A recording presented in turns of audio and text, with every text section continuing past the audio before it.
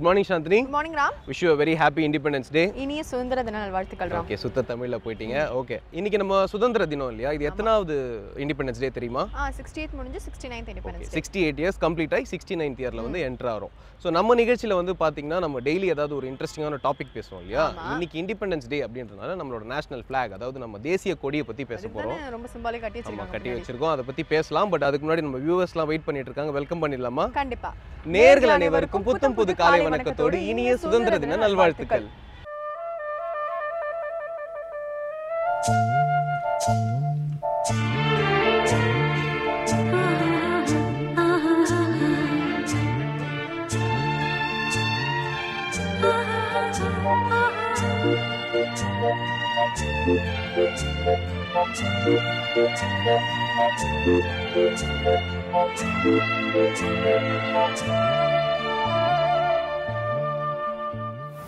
ராம், நம்ம national flag இருக்கு இல்லையா, அது வந்து ஆக்சுவலி இந்த கலர்ஸ் இந்த மாதிரி ஷேப்ல இருக்கணும். அதை டிசைன் பண்ணது வந்து பாத்தீங்கன்னா 1947ல 22nd ஜூலைல தான் வந்து ஆக்சுவலி டிசைன் பண்ணிருக்காங்க. அது ஒரு மீட்டிங் மாதிரி ஹெல்ப் பண்ணிருக்காங்க சுதந்திரம் கிடைக்கிறதுக்கு முன்னாடி. ஓகேயா, கிடைக்கிறதுக்கு முன்னாடி சரி நமக்குன்னு ஒரு ஃபிளாக் வேணும், எப்படி பிரிட்டிஷ்க்கு எல்லா கண்ட்ரீஸ்க்குமே ஒரு ஃபிளாக் இருக்கோ அந்த மாதிரி நமக்கு ஒரு கான்ஸ்டியூஷன் ஃபிளாக் இது எல்லாமே இருக்கணும் அப்படின்னு சொல்லிட்டு 22nd ஜூலை 1947ல டிசைட் பண்ணி இந்த ஃபிளாக் உருவாக்கியிருக்காங்க. ஓ ஓகே. அப்போ தேசிய கொடி வந்து உருவானது வந்து இப்போதானே? நான் வந்து ரொம்ப நாளாவே இருக்கு அப்படின்னு நினைச்சிட்டு இருக்கேன். 1947ல இருக்கு. சரி, 1947 முன்னாடில இருந்து இருக்கும்னு நினைச்சிட்டு இருந்தேன். ஓகே, நம்ம கதையை அப்புறம் வச்சுக்கலாம். அதுக்கு முன்னாடி இன்றைய சூரியோதயம் பார்க்கறதுக்கு நேரம் வந்துச்சு, பார்த்துடலாமா? கண்டிப்பா. இது சூரியோதயம்.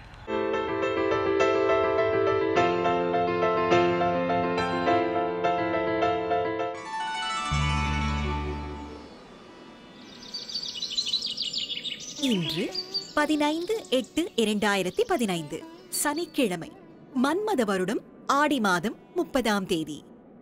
இன்று சூரியோதயம் 6:02, ராகு காலம் காலை 9 மணி முதல் 10:30 மணி வரை, யமகண்டம் பகல் 1:30 மணி முதல் 3 மணி வரை, குளிகன் காலை 6 மணி முதல் 7:30 மணி வரை, திதி பிரதமை, மகம் நட்சத்திரம். நல்ல நேரம் என்னும் சுபவோரைகள் காலை 7 மணி முதல் 8 மணி வரை, 10 மணி முதல் 1 மணி வரை, பகல் 2 மணி முதல் 3 மணி வரை, மாலை 5 மணி முதல் 6 மணி வரை. அமிர்த சித்த யோகங்கள் கூடிய சுபதினம். இன்று மகர ராசிக்கு சந்திராஷ்டமம். சாந்தினி, நம்ம தேசிய கொடியை வந்து டிசைன் பண்ணது யாரு தெரியுமா? யாரு? அவர் பேர் வந்து பாத்தீங்கன்னா பிங்காலி வெங்கையா. சொல்லுங்க பார்க்கலாம். பிங்காலி வெங்கையா. பிங்காலி வெங்கையா. அவர் வந்து யாருன்னு பாத்தீங்கன்னா ஒரு அக்ரிகல்ச்சரிஸ்ட், அதாவது ஒரு விவசாயி. ஆல்சோ அவர் வந்து ஒரு ஃப்ரீடம் ஃபைட்டராகவும் இருந்திருக்காரு. ஸோ இந்தியா சுதந்திரம் அடையிறதுக்கு வந்து அவரும் ஒரு முக்கிய காரணம். ஸோ ஒரு ஃப்ரீடம் ஃபைட்டர் அண்ட் ஒரு விவசாயம் கூட. அவர் தான் வந்து நம்ம கொடியை வந்து டிசைன் பண்ணியிருக்காரு. ஓகே, சூப்பரான இன்ஃபர்மேஷன் கொடுத்துருக்கீங்க ராம். இது தொடர்ந்து பார்த்தீங்கன்னா அபிராமி அந்தாதிலேருந்து ஒரு பாட்டு மற்றும் அதோட விளக்கத்தோட காத்துட்டு இருக்காரு இலக்கிய மேகம் ஸ்ரீனிவாசன் அவர்கள். பார்த்துடலாமா? பார்த்துடலாம். இது அபிராமி அந்தாதி.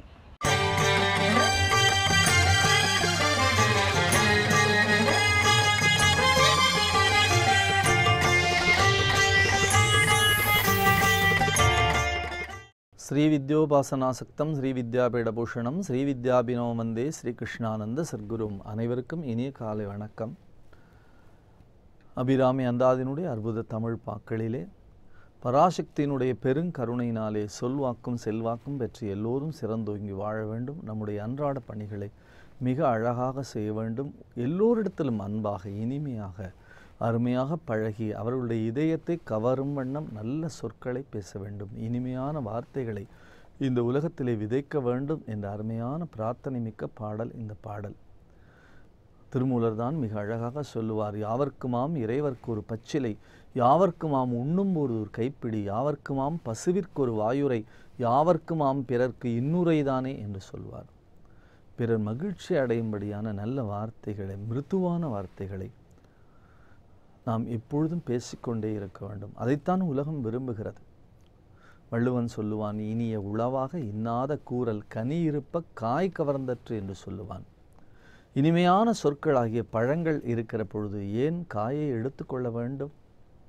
கடுமையான சொற்களை ஏன் பயன்படுத்த வேண்டும் என்று கேட்பானே, அதுபோல இனிமையான வார்த்தைகளை அம்பிகை யார் வழிபட பண்ணுகிறார்களோ அவர்கள் எப்பொழுதும் இனிமையாக பேசுவார்கள், அன்பாக பேசுவார்கள். நன்றாக இருக்கிறீர்களா, நலமாக இருக்கிறீர்களா, உங்களுக்கு நான் என்ன செய்ய வேண்டும் என்ற மாதிரி ஒரு நல்ல வார்த்தைகளை சொல்லுவார்கள். அப்படிப்பட்ட ஒரு அருமையான பாடல் இந்த பாடல். ஏத்தும் அடியவர் ஈரேழு உலகினையும் படைத்தும் காத்தும் அழித்தும் திரிபவராம் கமழ் பூங்கடம்பு சார்த்தும் குழல் அணங்கே மணம் நாரும் நின் தாளினைக்கு என் ஆத்தங்கு புன்மொழி ஏறியவாறு நகை உடைத்தே. தேவியை பற்றி சொல்லுகிற பொழுது மூவரும் வழிபாடு செய்தார்கள் என்று சொல்லிவிட்டு சொல்லுகிறார், உன்னுடைய கருணை, உன்னுடைய அழகு, உன்னுடைய பேரழகு எப்படி இருக்கிறது என்று கேட்டால், கமழ் பூங்கடம்பு சார்த்தும் குழல் அணங்கே. தேவியினுடைய கூந்தலிலே அழகான மலர்களை, எப்பொழுதும் இறைவனுக்கு நாம் வழிபாடு செய்வதற்கு சுகந்தமான நல்ல மலர்களை சூட்ட வேண்டும், வாசனை மிக்க மலர்களை சூட்ட வேண்டும். அப்படி தேவிக்கு வழிபாடு செய்யக்கூடிய அந்த மலர்களிலே வாசனையான பிச்சி பூவை, நல்ல அழகான மல்லிகை பூவை, வாசனை மிக்க கதம்பத்தை நாம் சூட்ட வேண்டும் என்பதனாலே தான் தேவியினுடைய அழகை பற்றி சொல்ல வருகிறவர் சொல்லுகிறார், கமழ் பூங்கடம்பு சார்த்தும் குழல் அணங்கே. அந்த கூந்தலிலே இருக்க புஷ்பத்தை பார்த்தவுடனே அவருக்கு என்ன ஞாபகம் வந்துவிட்டது? அருமையான மலர்களை பார்க்கிறோம், இந்த மலர்கள் கூந்தலை அலங்கரித்து கொண்டிருக்கின்றன. இந்த மலரை நினைத்தவுடனே எனக்கு என்ன நினைவுக்கு வந்துவிட்டது? அவளுடைய திருவடி நினைவுக்கு வந்துவிட்டது. மலர் போன்ற மெல்லிய பாதங்கள். அந்த கூந்தலில் இருக்கிற மலரை பார்த்தவுடனே அவருக்கு என்ன நினைவுக்கு வந்தது? அடுத்த கணம் திருவடிதான் நினைவுக்கு வந்தது. மிக அழகாக சொல்லுவார் அந்த திருவடியை பற்றி மாணிக்க வாசக பெருந்தகை. போற்றி அருளகனின் ஆதியாம் பாத மலர், போற்றி அருளகனின் அந்தமாம் செந்தளிர்கள், போற்றி எல்லா உயிர்க்கும் தோற்றமாம் பொற்பாதம், போற்றி எல்லா உயிர்க்கும் போகமாம் பூங்கழல்கள், போற்றி எல்லா உயிர்க்கும் ஈராம் இணையடிகள், போற்றி மால் நான்முகனும் காணாத புண்டரிகம், போற்றி யாம் உய்ய ஆட்கொண்டருளும் பொன் மலர்கள் என்று சொல்லுவார். மணம் நாரும் நின் தாழ் இணை என்று சொல்லுகிறார் அபிராமி பட்டர். அந்த தாழ் இணையை சிந்திக்கிற பொழுதே அந்த பாதம் இருக்கிறதே, அதுவும் மலர் போன்ற பாதங்கள்.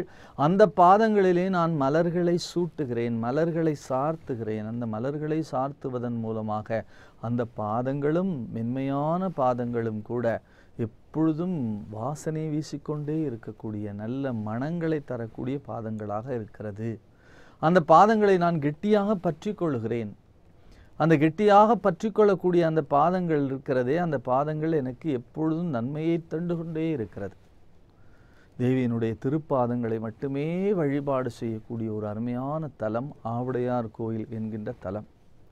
அந்த ஆவுடையார் கோயிலுக்கு நாம் சென்றோம் என்று சொன்னால் அங்கே சிவபெருமானுக்கு உருவம் கிடையாது, அருவமான கோவில்.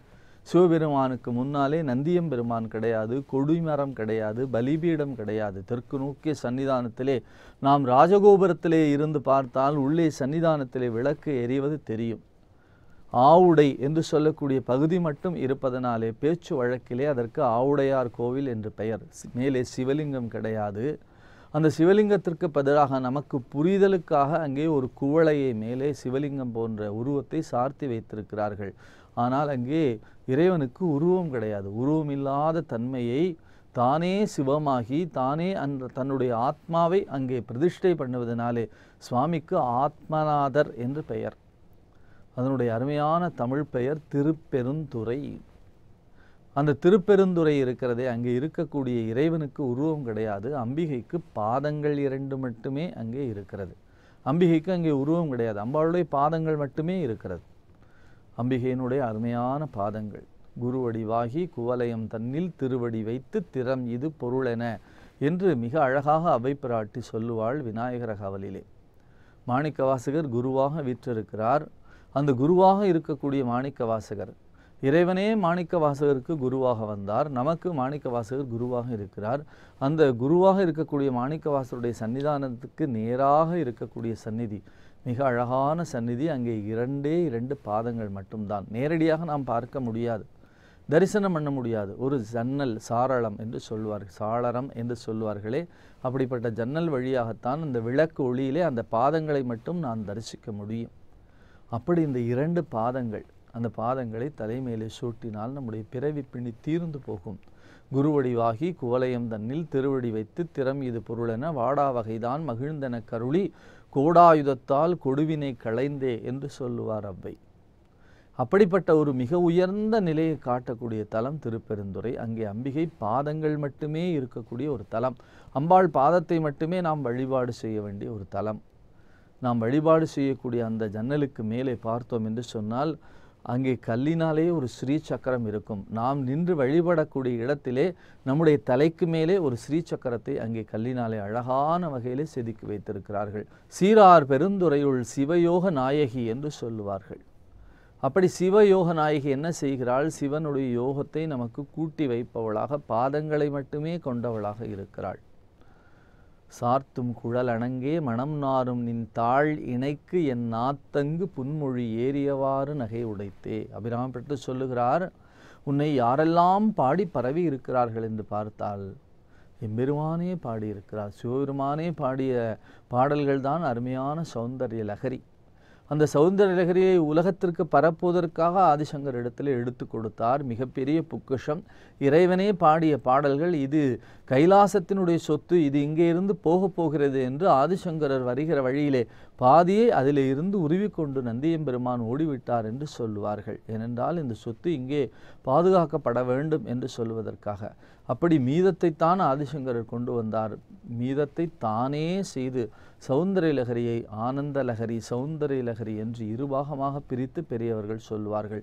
அப்படி அருமையாக சிவபெருமானே தேவியினுடைய பேரழகை பாடியிருக்கக்கூடிய அருமையான பாடல்களை பற்றி பார்க்கிறோம். மூக பஞ்சசதி இருக்கிறது, ஆர்யா திவிசதி இருக்கிறது. தேவியை பற்றி காளிதாசன் எத்தனையோ பாடியிருக்கிறான்.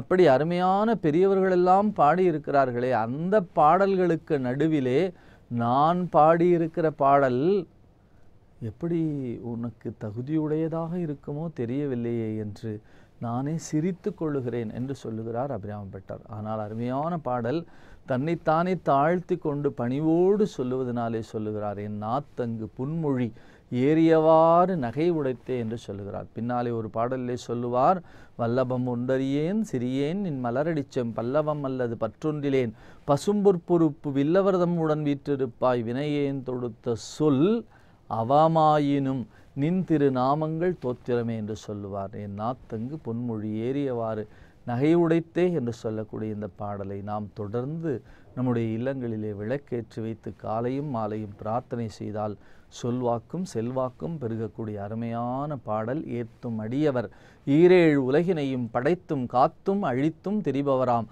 கமழ் பூங்கடம்பு சார்த்தும் குழலணங்கே மனம் நாரும் நின் தாழ் இணைக்கு என் நாத்தங்கு புன்மொழி ஏறியவாறு நகை உடைத்தே என்ற அருமையான பாடலை நாம் தினசரி பிரார்த்தனை செய்து சொல்வாக்கோடும் செல்வாக்கோடும் இந்த உலகத்திலே அனைத்து செயல்களிலும் வெற்றியை காண்போம். தொடர்ந்து அபிராமி அந்தாதி பாடல்களை சிந்திப்போம். நாளை சந்திப்போம். நன்றி, வணக்கம். ராம், நம்ம நேஷனல் ஃபிளாக் எதனால ஆயிருக்கு தெரியுமா? அந்த மெட்டீரியல் காதி துணி. ஆக்சுவலி மகாத்மா காந்தி தான் வந்து அந்த டிசைட் பண்ணார் அந்த மெட்டீரியல். ஓகே, அந்த இது வச்சு ரோல் பண்ணுவார்ல. ஃபர்ஸ்ட் செஞ்சது நம்ம நேஷனல் ஃபிளாக் தானா. சோ வந்துட்டு காதிலனா சில்க்ல இருக்கலாம். சோ இந்த ரெண்டு மெட்டீரியல் மட்டும் தான் இருக்கணும். வேற எந்த மெட்டீரியலுமே நம்மளால நேஷனல் ஃபிளாக் தயாரிக்கிறது நமக்கு ரைட்ஸ் கிடையாது. சோ நேஷனல் ஃபிளாகோட மெட்டீரியல் பத்திலாம் சொல்லிருக்கீங்க. இதை தொடர்ந்து பாத்தீங்கன்னா கீதையில இருக்க ஒரு சில அரிய விஷயங்களை பத்தி பேசுறதுக்காக திரு பரசுராமர் வந்திருக்காரு. பாத்துடலாமா? கண்டிப்பா. இது கீதை காட்டும் பாதை.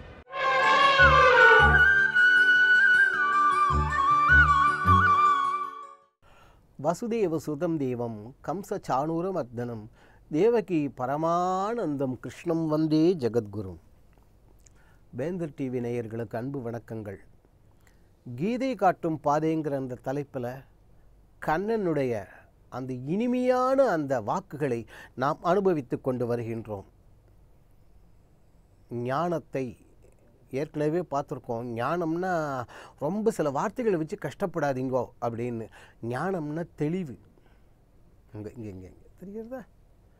அந்த ஞானத்தை நீ அடைவதற்கு ஞானினகா தத்துவ தர்சனகான்னு அந்த ஸ்லோகத்துக்கு விரிவாகவே விளக்கம் பார்த்தோம். நாம் அந்த ஒரு ஸ்லோகம் பொறுமேன்னு இந்த ஸ்லோகத்தில் இருக்கக்கூடிய ஒவ்வொரு வார்த்தைக்கும் கண்ணனுடைய வாழ்க்கையிலேருந்தே விளக்க உரை பார்த்தோம். அடுத்தது அது ஏதோ அந்த காலத்தில் கண்ணன் சொல்லி வச்சுட்டு போயிட்டார் சார். இல்லை ஐயா, இதில் உள்ள ஒவ்வொரு வார்த்தைகளும் எப்படி 10வது நூற்றாண்டில் அனுபவத்தில் வந்தது அப்படிங்கிறதுக்கு பட்டினத்தார் வாழ்க்கையிலேருந்து அதுக்கும் விளக்க உரை பார்த்தோம். அப்படிப்பட்ட அந்த ஞானத்தை ஏ அர்ஜுனா நீ அடைந்து விட்டால், அடுத்தது சுவாமி சொல்கிறார், அந்த ஞானத்தை அந்த தெளிவை ஹே அர்ஜுனா நீ அடைந்து விட்டால் அதுக்கு அப்புறமா மறுபடியும் நீ இந்த மோகத்தை அடைய மாட்டாய். இன்னும் எளிமையாக ஒரு உதாரணம் சொல்கிறதுன்னா, இந்த வீடுகளில் இந்த செப்பு குடன்னு வச்சுருக்கா. சில வீடுகளில் இன்றைக்கி இருக்குது. செம்பில் தாம்பரை குடம்னு வச்சுக்கோங்களேன். அந்த தாம்பரை குடம்னாக்க அல்லது பித்தளை பாத்திரம்னாக்க அப்பப்போ அது போட்டு தேய்ச்சின்னு இருக்கணும். ஆமாம், தேய்ச்சின்னு இருக்கணும். அதே தங்க குடன்னா தேய்க்க வேண்டிய அவசியமே இல்லை. எந்த தங்க குடமாவது வந்து நம்மக்கிட்ட சொல்லியிருக்கா? செய்கூலி இல்லை, சேதாரம் இல்லை, ஆடி தள்ளுபடி. அப்போ மாடி பகது விட்டுபடியா? தங்கம் எந்த தங்கமாவது உங்ககிட்ட வந்து என்னை எடுத்து பெட்டிக்கு வைத்து போட்டு சொல்கிற ஒருத்தங்க 1 கிராம் தங்கம் கூட சொன்னது இல்லையே. ஆனால் நாம் எப்படி பத்திரமா போட்டுறோமா? அப்படி பார்த்துக்கிறோம். அதுபோல ஞானிகள் தங்கமயமானவர்கள்.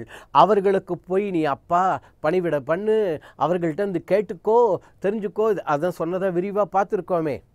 அப்படிப்பட்ட அந்த ஞானத்தை தெளிவை அந்த ஞானிகளிடமிருந்து நீ அடைந்து விட்டால் மறுபடியும் இந்த அறியாமை என்று சொல்லக்கூடியதை, இந்த மோகத்தை அடைய மாட்டாய்.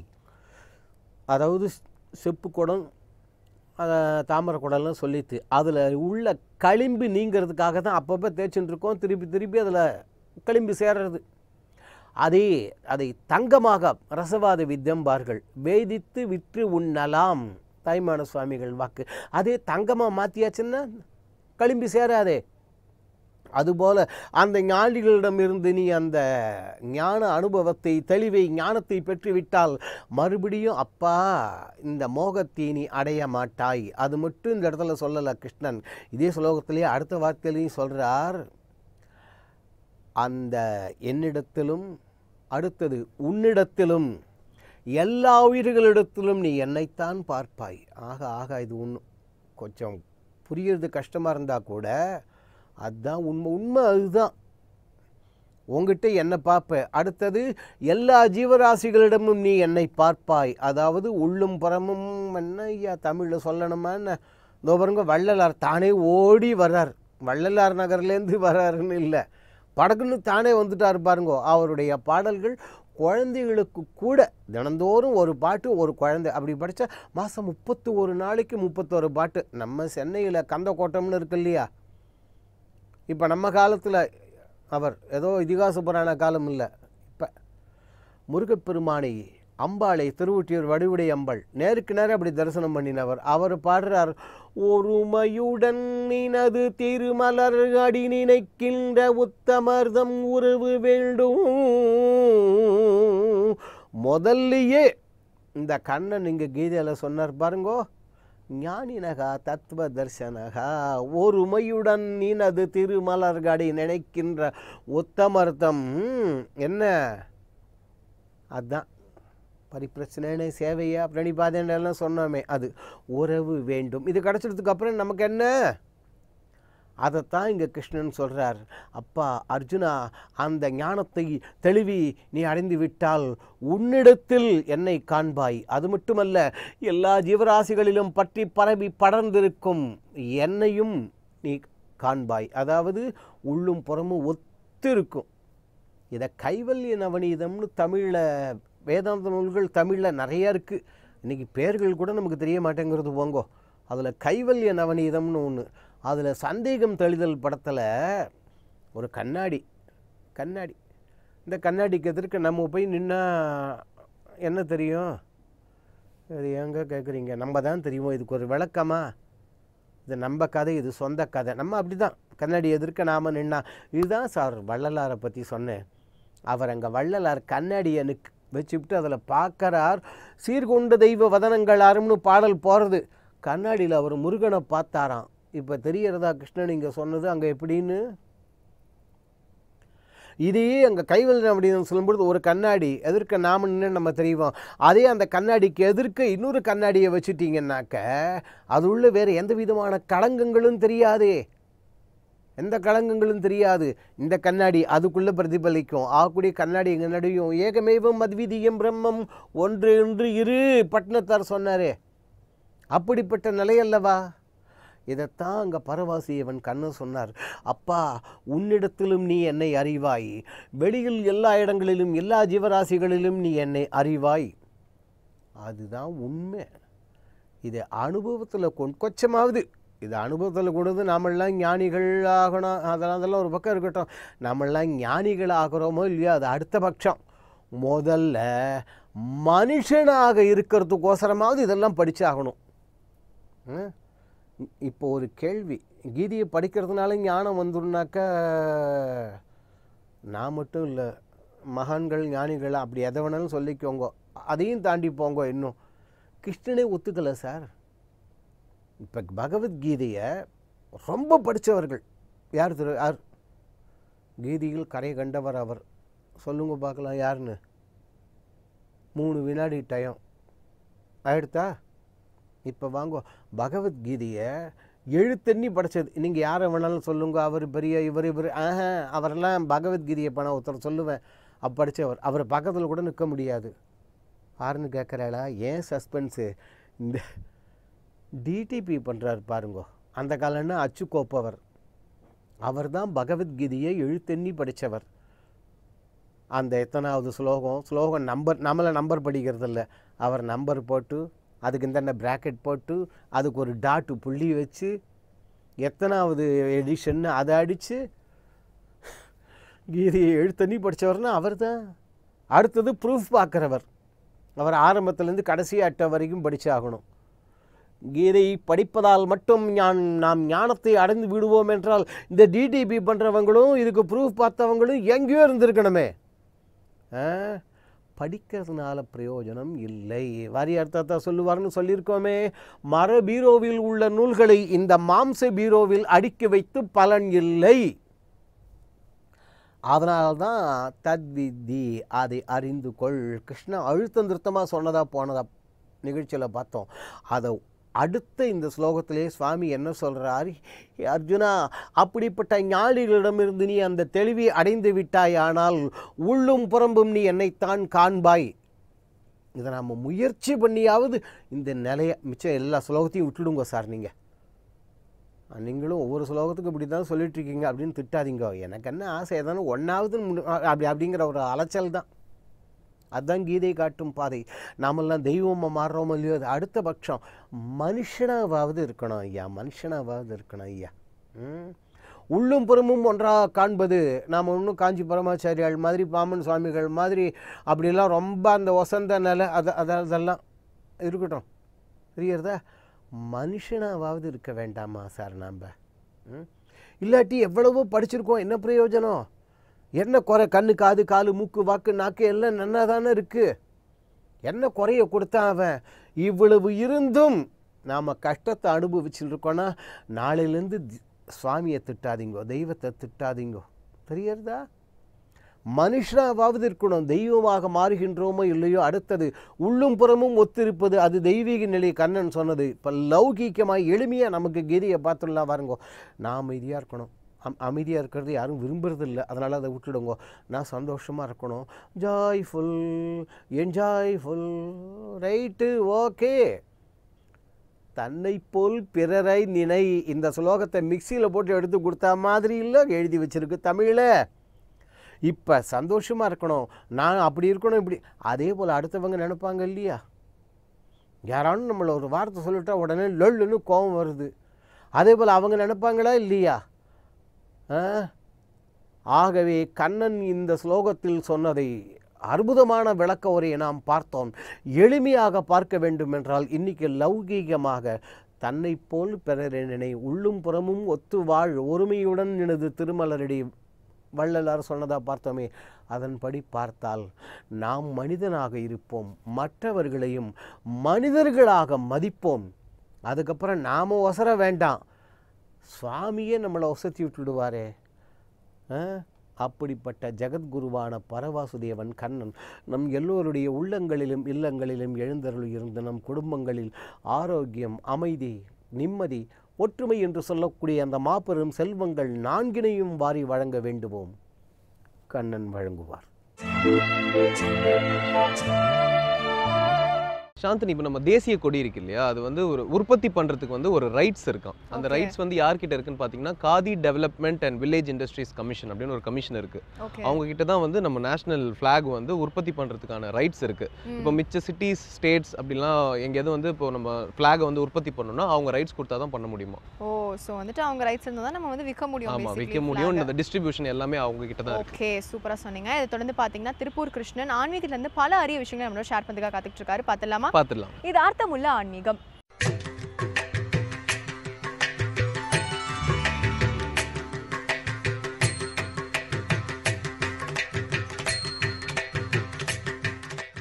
அன்பார்ந்த வேந்தர் தொலைக்காட்சி நேயர்களுக்கு வணக்கம்.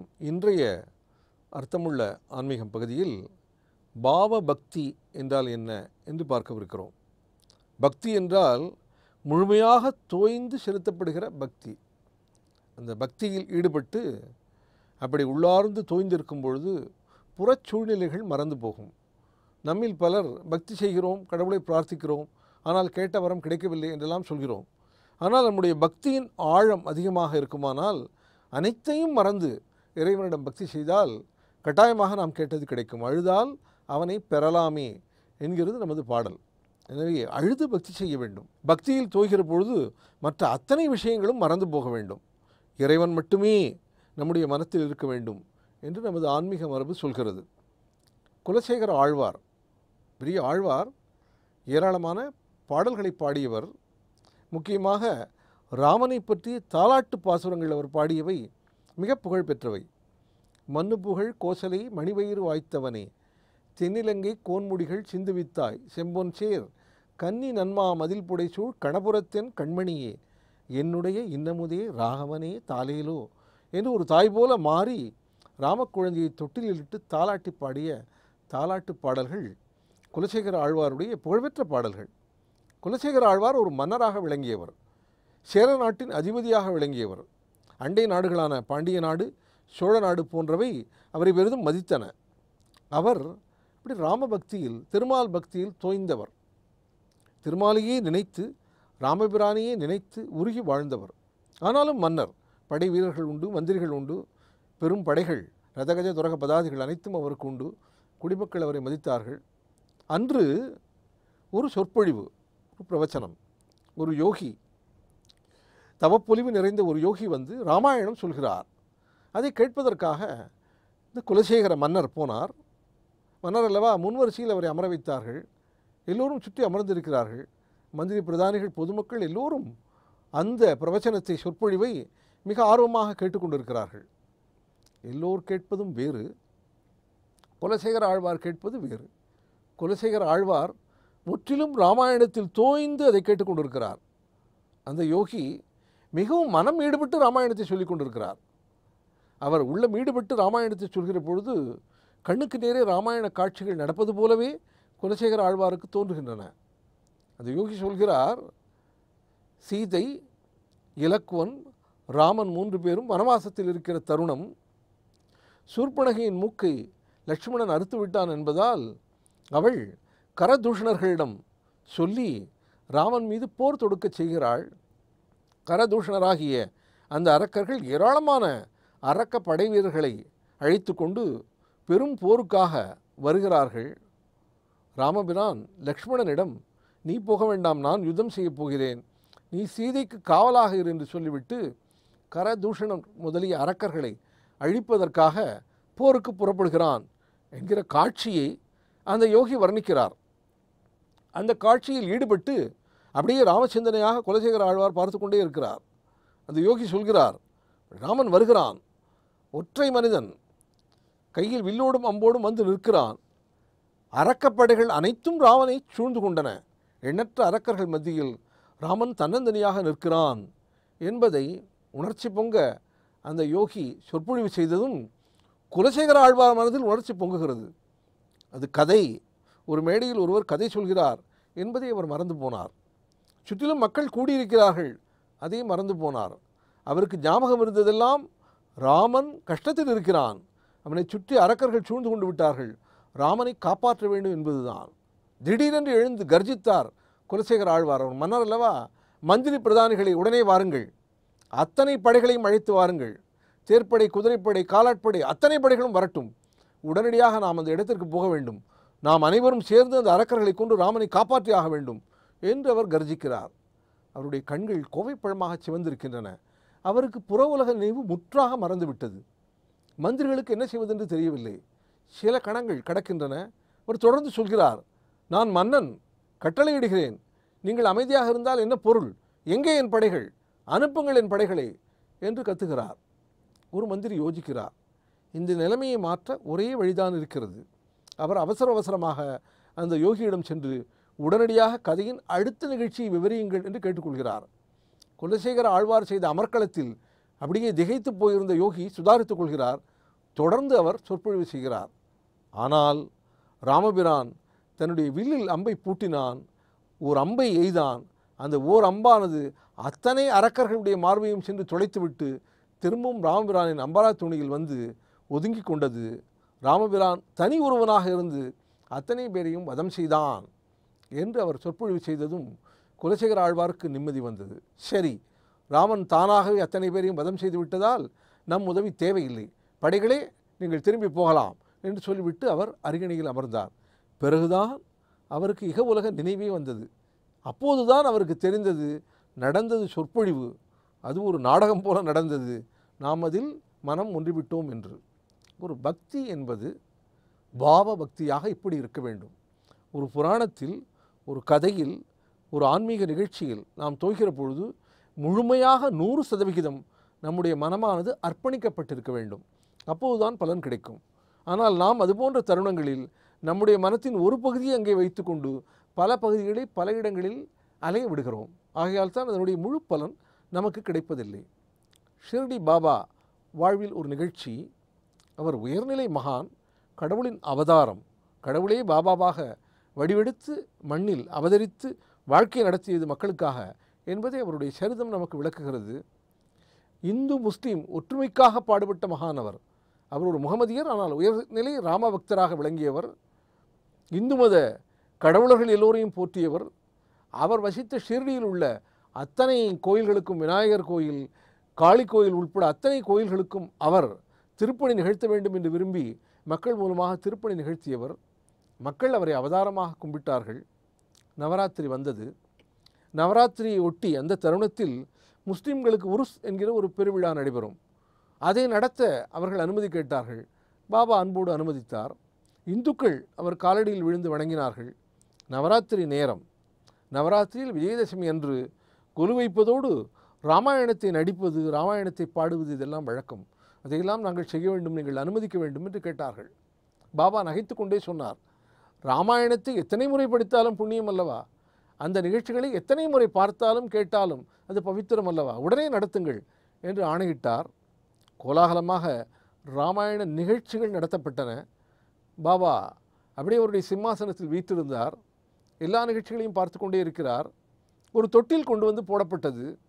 அந்த தொட்டிலில் ராம பொம்மை ஒன்று, ராம விக்கிரகம் ஒன்று குழந்தை போல அதிலே படுக்க வைக்கப்பட்டது.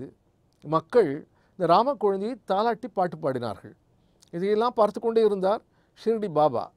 மக்களுடைய அந்த தாலாட்டு ஓடிக்கொண்டே இருந்தது. நமது இதிகாசங்களில் 2 கதாநாயகர்கள், ஒருவர் கிருஷ்ண பகவானாகிய கண்ணன், இன்னொருவர் ராமச்சந்திரமூர்த்தியாகிய ராமன். ஆனால் கண்ணனுக்கு பால லீலைகள் அதிகம். கண்ணன் சின்னஞ்சிறு வயதில் ஏராளமான விளையாடல்களை செய்தவன். கண்ணன் விளையாடல்களை பாகவதம் பல வகையில் புகழ்கிறது.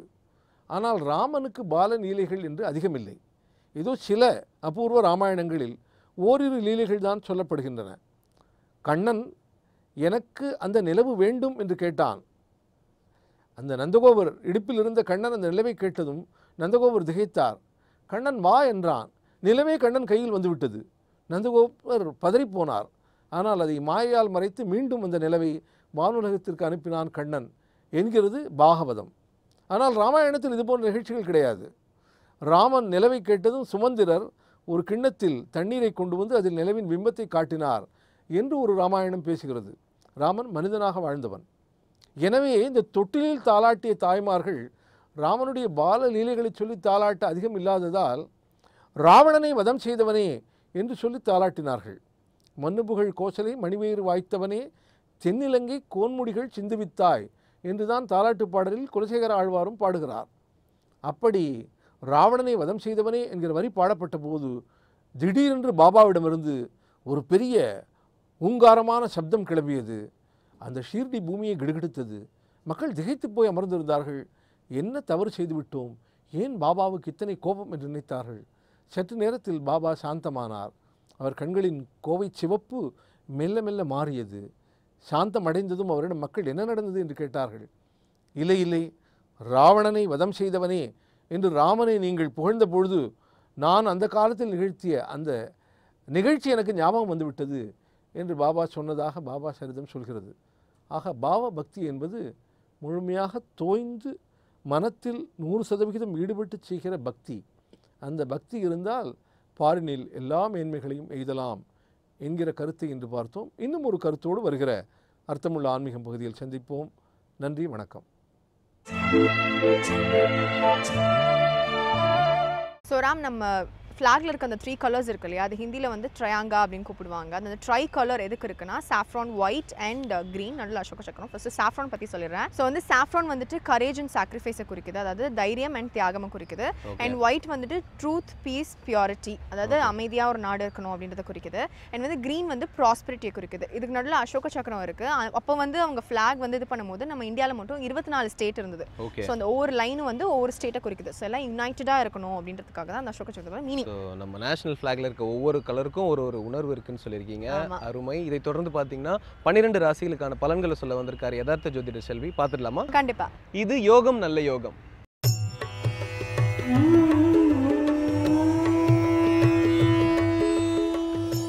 வேந்தர் டிவி நேயர்களுக்கு அனைவருக்கும் இனிய காலை வணக்கம். யோகம் நல்ல யோகம் நிகழ்ச்சியில் ஒவ்வொரு நாளும் உங்களை சந்திப்பதில் மகிழ்ச்சி அடைகின்றேன். இன்றைய நாளானது பார்த்தீர்கள் என்றால் 15ஆம் தேதி 8வது மாதம் 2015ஆம் ஆண்டு ஆடி மாதம் 30ஆம் நாள் சனிக்கிழமை. இந்த 15ஆம் தேதி 8வது மாதம் என்றாலே எல்லோருக்கும் தெரியும் சுதந்திர தினம். நமக்காக இந்த சுதந்திரத்தை பெற்றுத்தந்த அந்த தியாகிகளுக்கும் அந்த தியாகி குடும்பத்தினரையும் வேந்தர் டிவி நேயர்கள் அவர்களுடைய குடும்பத்தினருக்காக பிரார்த்தனை செய்வதுடன் இப்பேற்பட்ட சுதந்திரத்தை பெற்றுத்தந்த இந்த நாட்டை பேணி காப்பதற்கு நம்மளுடைய வாழ்க்கையில் ஆயுள் முடிவதற்குள்ளாக ஒவ்வொருத்தரும் வேந்தர் டிவி நேயர்களாவது 2 மரத்தை நடுவோம் என்று சபதம் ஏற்படுத்தி கொள்வது இந்த நாட்டிற்கு நாம் செய்யக்கூடிய ஒரு நல்ல விஷயம் என்பதை நினைவில் வைத்துக் கொள்ளுங்கள். முதலாவதாக பார்க்கக்கூடிய ராசி மேஷராசிக்காரர்கள். மேஷராசிக்காரர்களுக்கு வெளிவட்டாரம், உத்தியோகம், தொழில் அமைப்பில் மிகப்பெரிய யோகமும் அனுகூலமும் காணப்பட்டாலும் பிள்ளைகள் விஷயத்தில் தேவையில்லாத வாக்குவாதங்கள் வேண்டாம். பிள்ளைகளுடைய தேக ஆரோக்கியத்தில் அதிக முக்கியத்துவங்களும் வயிற்று உபத்திரம் உள்ள மேஷராசிக்காரர்கள் இன்று சிறிது எச்சரிக்கையுடன் இருப்பதே நன்மை தரும் என்பதையும் நினைவில் வைத்துக் கொள்ளுங்கள். அடுத்ததாக பார்க்கக்கூடிய ராசிக்காரர்கள் ரிஷபராசிக்காரர்கள். ரிஷபராசிக்காரர்களுக்கு வெளிவட்டாரம், தொழில் அமைப்பு, அரசு துறை, அரசியலமைப்பு படைப்பாளிகளுக்கெல்லாம் ஏற்றமாக காணப்படுகிறது. கொடுக்கல் வாங்கல் பிரச்சனைகள் பரிபூர்ண நிவர்த்திகள் காணப்பட்டாலும் தாய் தந்தையருடைய தேக ஆரோக்கியம், இரத்த பந்த உறவுகளில் விஷயத்தில் சிறிது கவனம். பூர்வீக சொத்தில் அலட்சியம் வேண்டாம். பூர்வீக சொத்தில் ஆவேசமும் வேண்டாம். அடுத்ததாக நாம் பார்க்கக்கூடிய ராசிக்காரர்கள் மிதுன ராசிக்காரர்கள். மிதுன ராசிக்காரர்களுக்கு தைரியத்தையும் தன்னம்பிக்கையும் கொடுக்கக்கூடிய நாளாகவே காணப்படுகிறது. பெரும் வெற்றிகள் பெறுவதுடன் மனதிற்கு பெரும் சங்கடத்தை கொடுத்திருந்த ஒரு பிரச்சனை இன்று தீர்வுக்கு வருவதை கண்கூடாக பார்க்கலாம். படிப்படியாக நல்ல முன்னேற்றம், வெளிவட்டாரம் ஏற்றம், வெளிவட்டாரத்தில் சந்திக்கக்கூடிய மனிதர்களால் பெரிய ஆதாயம், தன்னம்பிக்கை ஏற்படுவதற்குண்டான சாத்வீகங்கள் தொட்டது தொடங்கக்கூடிய காலகட்டம். தைரியமாக செய்யக்கூடிய முயற்சிகள் பலரால் பாராட்டப்படும். அடுத்ததாக பார்க்கக்கூடிய ராசிக்காரர்கள் கடகராசிக்காரர்கள். வார்த்தைக்கு மதிப்பும் மரியாதையும், சுபவிரய பிராப்தத்திற்கு உண்டான முயற்சிகள் வெற்றி ஏற்படுவதும், தொலைதூர செய்திகள் நன்மைகள் ஏற்படுவதும், கடல் கடந்து நல்ல விஷயங்கள் வருவதும், கடல் கடந்துகள் ஏற்றுமதி தொழில் அமைப்பில் பெரும் யோகத்தையும் அனுகூலத்தையும் படைப்பாளிகளுக்கு பலரால் பாராட்டப்படுவதுடன் குடும்பத்தில் காணப்பட்டிருந்த சஞ்சலங்கள் பரிபூர்ண நிவர்த்தி ஏற்படுவதை கண்கூடாக பார்க்கலாம். உத்தியோகத்தில் மேன்மை அடைவதை தைரியமாக தன்னம்பிக்கையுடன் செய்யுங்கள். அடுத்ததாக பார்க்கக்கூடிய ராசிக்காரர்கள் சிம்ம ராசிக்காரர்கள். சிம்ம ராசிக்காரர்களுக்கு வீடு மாற்றம், இடமாற்றம், உத்தியோக மாற்றம் ஏதேனும் பேச வந்தாலும் அதை பற்றி பேசுவது இன்று யோகத்தை ஏற்படுத்தி தரும். கண்டிப்பாக வீண் சஞ்சலங்கள் வேண்டாம். இரவு நேர பயணங்களை அறவே தவிர்த்து கொள்வதுடன் கண்டிப்பாக எதிரிகள் பலம் சிறிது கூடி உள்ளதனால் சாதாரணமாக வாக்குவாதங்கள் கூட பெரும் சிக்கலாகிவிடும். எனவே தொட்டது தொடங்கக்கூடிய காலகட்டத்திற்குண்டான அமைப்பை சரியாக முறையாக பயன்படுத்தி கொள்ளுங்கள். தொலைதூர செய்திகள் பெரும் ஏற்றத்தையும் அனுகூலத்தையும் காணப்பட்டாலும் எந்தவித கையெழுத்திடுவதற்கு முன்பாக யோசிப்பது நன்மை. அடுத்ததாக பார்க்கக்கூடிய ராசிக்காரர்கள் கன்னியா ராசிக்காரர்கள். சுபவிரய பிராப்தமான நாள், வரவுக்கு மீறிய செலவுகள் காணப்படக்கூடிய நாள். வங்கி அட்டைகள் எல்லாம் வீட்டிலே வைத்துவிட்டு செல்வது, அனாவசிய செலவுகளை அறவே தவிர்த்து கொள்ளுங்கள். வெளிவட்டாரத்திலோ உத்தியோகத்திலோ தொழில் அமைப்பிலோ ஒரு சஞ்சலமும் காணப்படவில்லை. ஆனாலும் மனதில் சோம்பல் அதிகமாக இருக்கக்கூடிய நாள். எனவே காலையிலே சுறுசுறுப்புடன் குளித்து விடுத்து அன்று இஷ்டப்பட்ட தெய்வ வழிபாடு பெரும் ஏற்றத்தையும் அனுகூலத்தை பெற்றுத்தரும். தொலைதூர செய்திகள், நன்மைகள், அனுகூலங்கள் காணப்படுவதை சரியாக முறையாக பயன்படுத்தி கொள்வது உங்களுடைய வாழ்க்கையில் மேன்மைப்படுத்தக்கூடிய அமைப்பை ஏற்படுத்தி தரும். அடுத்ததாக நாம் பார்க்கக்கூடிய ராசிக்காரர்கள் துலா ராசிக்காரர்கள். யோகமான நாள், யோகத்தின் அனுகூலங்கள் படிப்படியாக முன்னேறுவதை கண்கூடாக பார்க்கலாம். லாபமான அமைப்பு, பெரிய அளவுக்கு பொருள் சேர்க்கை, பெரிய அளவு திட்டமிடுதல், வெளிவட்டாரத்தில் யோகம், அனுகூலங்கள், கண்டிப்பாக செய்யக்கூடிய பலவித விஷயங்கள் சக்ஸஸ் ஆவதற்குண்டான முயற்சிகள், நல்ல விஷயத்திற்குண்டான சாத்வீகங்கள், உத்தியோகத்தில் மேன்மையடைவதற்குண்டான முயற்சிகள் எல்லாம் பெரும் யோகத்தையும் அனுகூலத்தையும் பெற்றுத்தரும். அடுத்ததாக பார்க்கக்கூடிய ராசிக்காரர்கள் விருச்சிக ராசிக்காரர்கள். விருச்சிக ராசிக்காரர்களுக்கு உத்தியோகத்தில் பெரும் யோகமும் அனுகூலமும், உத்தியோகத்தில் காணப்பட்டிருந்த சஞ்சலங்கள் பரிபூர்ண நிவர்த்திகளும், உத்தியோகத்தில் மனமே வெதும்பி உத்தியோகம் செல்வதா வேண்டாமா என்று இருந்தவர்களெல்லாம் அதிலிருந்த பிரச்சனைகள் தீர்வதை கண்கூடாக பார்க்கலாம். இடம் மாற்றம், வீடு மாற்றம், உத்தியோக மாற்றம் போன்ற விஷயங்களுக்கு உண்டான நல்ல செய்தி வருவதை கண்கூடாக பார்க்கலாம். அதன் மூலியமாக பெரிய ஏற்றம் கண்டிப்பாக பெறுவீர்கள். தொடர்ச்சியாக காணப்பட்ட இந்த சிக்கல்கள் பரிபூர்ண நிவர்த்தி ஏற்படுவதற்குண்டான நல்ல விஷயங்கள் ஒன்றன் பின் ஒன்றாக வருவதை சரியாக பயன்படுத்தி கொள்ளுங்கள். அடுத்ததாக பார்க்கக்கூடிய ராசிக்காரர்கள் தனுசு ராசிக்காரர்கள். குடும்பத்தில் உள்ள பெற்றோர் உடல்நிலைக்கு அதிக முக்கியத்துவம் கொடுங்கள். பெரியோர்களுடன் வாக்குவாதம் வேண்டாம். பூர்வீக சொத்தில் ஏதேனும் பிரச்சனை இருந்தாலும் பேசி தீர்த்து கொள்ளுங்கள். வெளிவட்டாரம், தொழில் அமைப்பில் சிறிது கவனமாக இருங்கள். ஜவாப் கொடுக்காதீர்கள், ஜாமீன் கொடுக்காதீர்கள். கண்டிப்பாக உங்களுடைய வளர்ப்பு பிராணிகள் விஷயத்தில் கூட சிறிது கவனமாக இருங்கள். எடுத்தேன் கவிழ்த்தேன் என்று யாரிடத்திலும் வாக்குவாதம் செய்வதோ, விஷயம் தெரியாமலே மூக்கை நுழைப்பது மூக்கு அறுபட நேரிடலாம். அடுத்ததாக பார்க்கக்கூடிய ராசிக்காரர்கள் மகர ராசிக்காரர்கள். சந்திராஷ்டிரம் அமைப்பு உள்ளதை நினைவில் வைத்துக் கொள்ளுங்கள். குடும்ப விஷயத்தில் சிறிது கவனம். வெளிவட்டாரம், தொழில் அமைப்பு, உத்தியோக அமைப்பில் மிக கவனமாக இருங்கள். எந்த விஷயத்திலும் ரகசியங்கள் பரம ரகசியமாக வைத்துக் கொள்ளுங்கள். யாரையும் ஏளனப்படுத்துவதோ கோபப்படுத்துவதோ சிக்கலாகிவிடும். எடுத்த காரியத்தில் ஜெயமும் அனுகூலமும் காணப்பட்டாலும் எல்லா விஷயத்திலும் நிதானத்துடன் இருங்கள். வேலை முடிந்தவுடன் வீட்டுக்கு வந்து விடுங்கள். தேவையில்லாமல் நட்பு போன்ற விஷயத்திற்கு இன்று முக்கியத்துவம் கொடுப்பது மீன் மன வருத்தத்தை ஏற்படுத்தும். அடுத்ததாக பார்க்கக்கூடிய ராசிக்காரர்கள் கும்பராசிக்காரர்கள். கும்பராசிக்காரர்களுக்கு வெளிவட்டாரத்திலோ உத்தியோகத்திலோ தொழிலமைப்பிலோ வியாபாரத்திலோ ஒரு குறைபாடும் காணப்படவில்லை. எல்லாம் அனுகூலங்கள், படிப்படியாக நல்ல முன்னேற்றங்கள், சீரும் சிறப்பும் பெறுவதற்குண்டான யோகங்கள், தொலைதூர செய்திகள், நன்மைகள் எல்லாம் காணப்பட்டாலும் துணை அல்லது துணைவியாருடைய தேகாரக்கும் அதிக முக்கியத்துவம் என்பதை கும்பத்தில் உள்ளவர்கள் உணர்ந்து கொள்ள வேண்டும். அடுத்ததாக பார்க்கக்கூடிய ராசிக்காரர்கள் கடைசி ராசிக்காரர்கள் மீன ராசிக்காரர்கள். எடுத்த காரியத்தில் ஜெயம், அனுகூலங்கள், எதிரிகள் சதி முறியடிக்கப்படும், தொலைதூர செய்திகள் நன்மைகள் ஏற்படும். யாருடைய ஆலோசனையாமல் பெற்றுக்கொள்ளுங்கள். தேவையில்லாத வாக்குவாதங்கள் வேண்டாம்.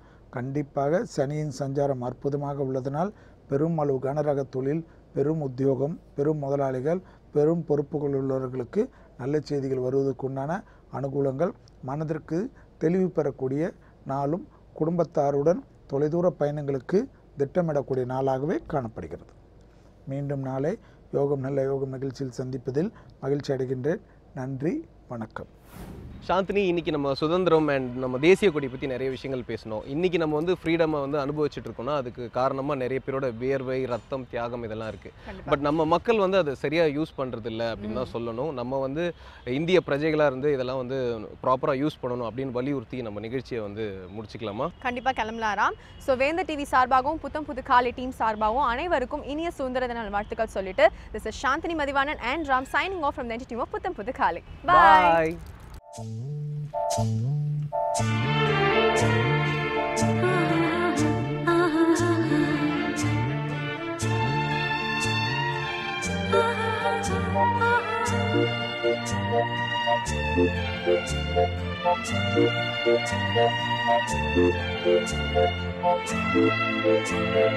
you.